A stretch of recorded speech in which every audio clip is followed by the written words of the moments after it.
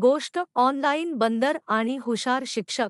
एकदा एका मोठ्या जंगलात टोनी नावाचा एक बंदर राहत होता.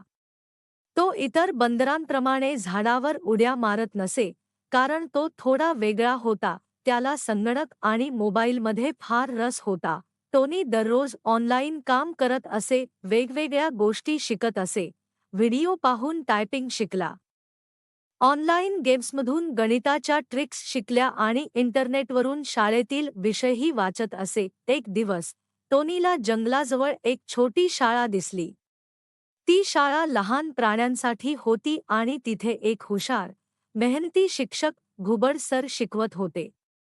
पण त्यांना तंत्रज्ञानाचं फारसं ज्ञान नव्हतं. त्यांना ऑनलाईन शिक्षण सुरू करायचं होतं, पण कसं करायचं हे समजत नव्हतं.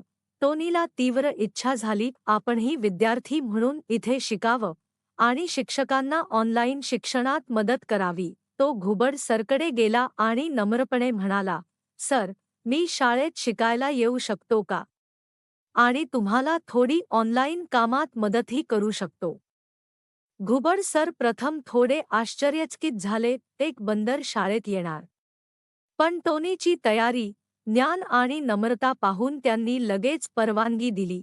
टोनी शाळेत यायला लागला. तो शिक्षकांसाठी ऑनलाईन टेस्ट तयार करायचा, व्हिडिओ लेक्चर्स अपलोड करायचा, डिजिटल चार्ट्स बनवायचा आणि इतर विद्यार्थ्यांना डिजिटल साधनं वापरणं शिकवायचा.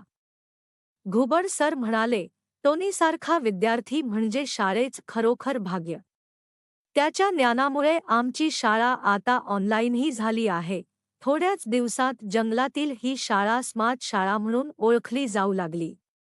शिक्षक आणि विद्यार्थी दोघेही टेक्नॉलॉजीशी मैत्री करू लागले आणि यामागे होता तो हुशार ऑनलाईन बंदर. टोनी शिक्षण, नैतिक ज्ञान कुठूनही मिळू शकतं आणि ते शेअर केल्यानेच त्याची खरी किंमत वाढते. वय, रूप, जात किंवा प्राणी कोणताही असो, जिथे इच्छा आणि आत्मविश्वास असतो, तिथे यश हमखास मिळतं.